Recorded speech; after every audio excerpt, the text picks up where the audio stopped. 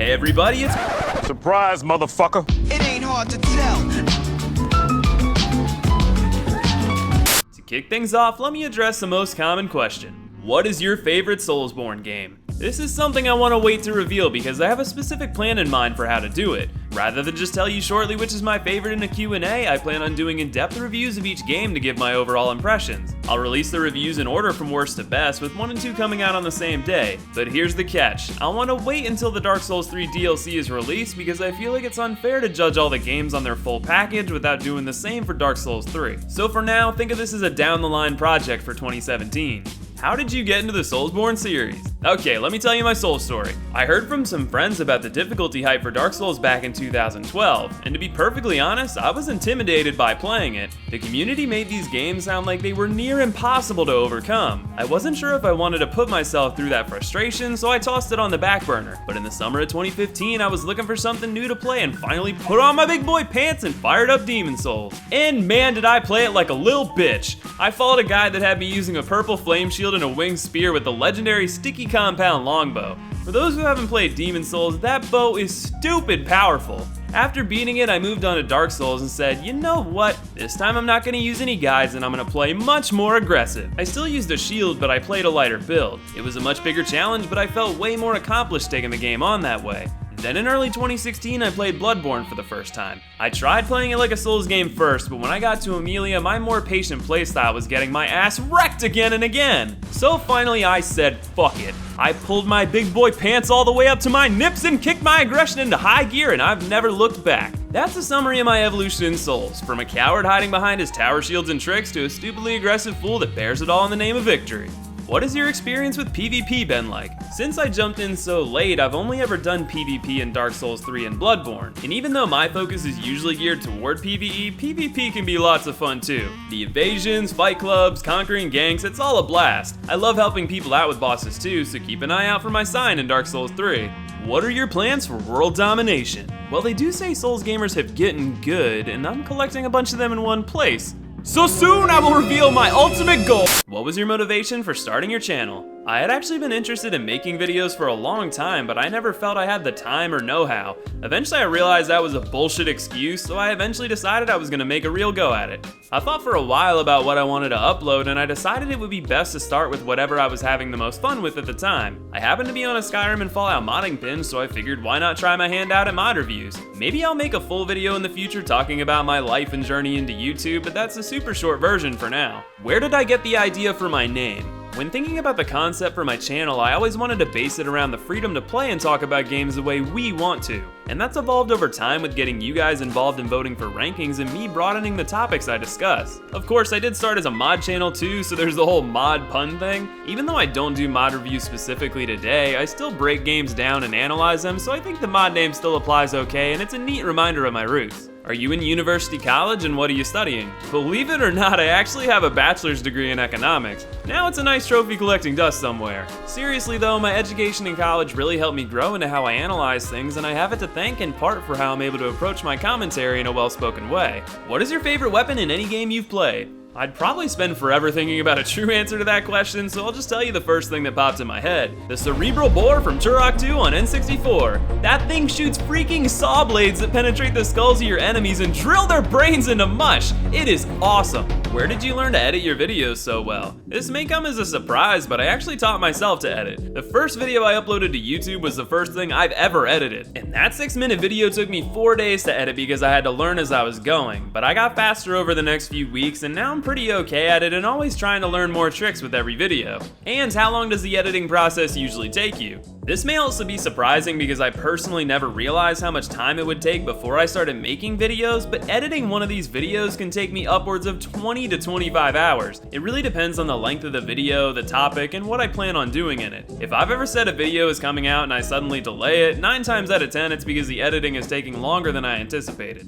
What is your favorite class to play in Souls, including Bloodborne? Deprived for life, baby! But really, I actually always choose class based on what build I'm going for and will require the least stat investment. Do you have like a main job and is YouTube a hobby? Okay, so before I even graduated college in 2014, I got a job in what I thought was gonna be accounting.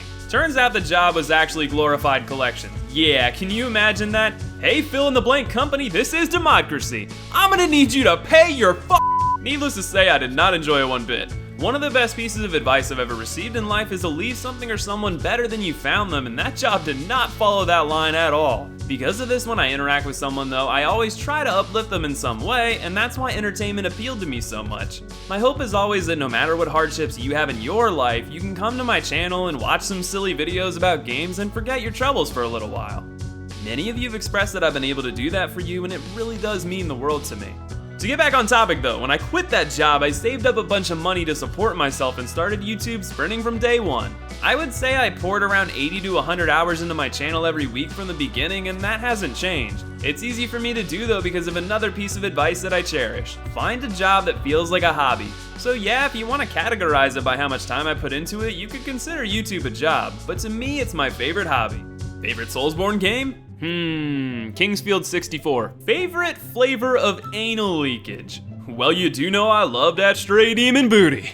Favorite Bethesda game? Without question, it's Skyrim. I've got a lot of love for the Fallout series too, but slaying dragons and swallowing their souls filled some boyhood cocaine-fueled hype dream I never knew I had. What upcoming games are you excited about? I actually thought of doing some E3 coverage, but unfortunately I just didn't have the time. But for you guys, I'll do a quick top 5 of my best of E3 2016 games. Number 5, For Honor. Consider me skeptically excited about this game. From everything I've seen, the combat is going to be based on different stances and how they match your opponents. This is cool in theory, but I need to get my own hands on it to ensure it won't boil down to a fancy QTE fest. If they can deliver on it though, ho ho ho! Number 4, We Happy Few. This game looks twisted as hell and reminds me a lot of BioShock Infinite.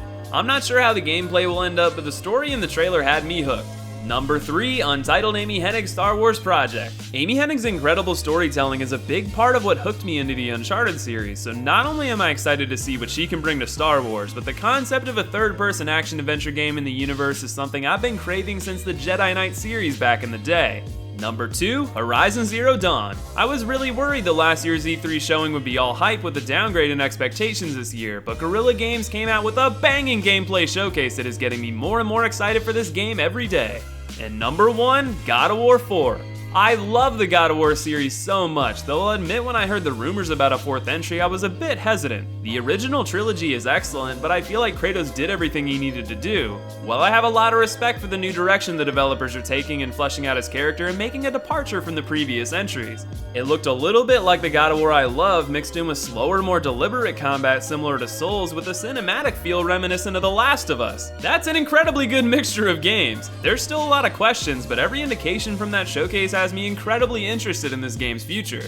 What are your thoughts on broccoli? Hilariously enough, broccoli is actually my favorite vegetable. Man, now there's an idea. Top 10 favorite vegetables. You heard it here first. This channel is now dedicated to vegetables. How are you gonna add the Dark Souls 3 DLC bosses to the boss ranking list? This is a question I've gotten quite a bit, so I'm happy I can finally address it in a video. Here's my plans for the DLC. I'm gonna make videos covering each DLC as they release. I'll cover however many bosses are within them and give them a rating like in the boss rankings and give an indication of where they would rank if I were to redo the list. I don't wanna do the entire list over again because I wanna keep content fresh for you all, and if the DLCs are only gonna add like 5 to 10 bosses, it would seem pointless to rank the other 139 all over again. One list I will remake is the difficulty rankings for Dark Souls 3. After the last DLC, it'll likely have been about a year since the game released, and I think community opinion may have changed a bit over that time, so I'm excited to re-rank the bosses with you guys then. What's with that character? I've always been utter shit at character creation in games, so I thought to myself, why not just make some hideously beautiful abominations instead?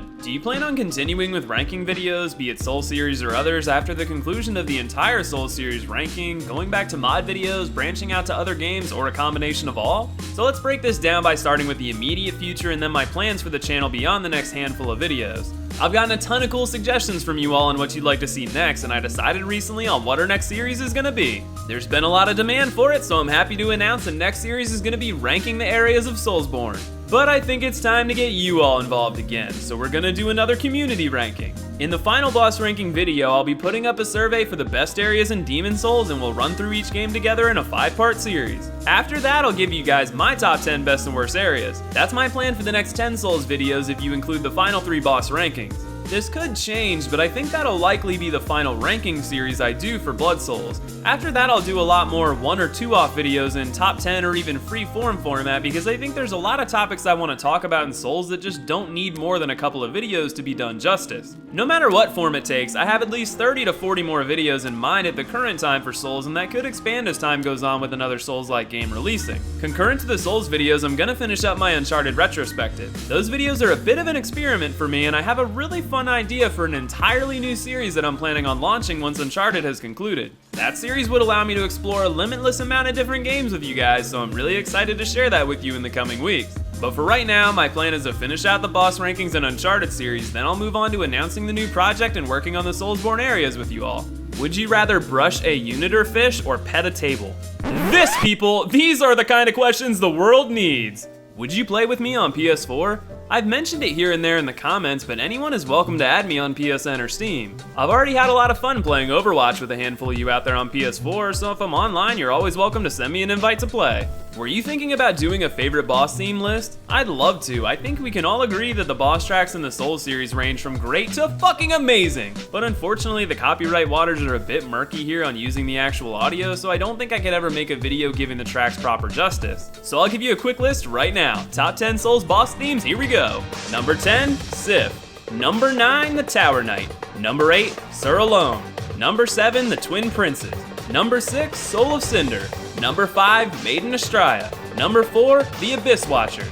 Number 3, Gehrman. Number 2, Gwyn. And number 1, Ludwig. Interesting that none of the bosses have appeared in the rankings yet. I wonder if there's a correlation there. Favorite type of music to listen? Back in my mod videos, I use a lot of jazz and chill hop type music, and that's because it's a big majority of what I listen to. If there was one artist I could share with everyone, it would be Nujabes. If you haven't heard of him, he's a legendary hip hop producer that tragically died in a car accident back in 2010. But man, the music he left behind has so much soul and passion in it. It's something I really admire, and it reminds me of why I bring passion into everything I do. I'll leave a link to his Lovesick Hexology in the description. Give it a listen if you've got the time, and rest in peace, Nujabes. Biggest, longest, hardest penis you've ever gagged on, go. With the amount of times it happened, undoubtedly champion Stundeer ramming his giant pole down my...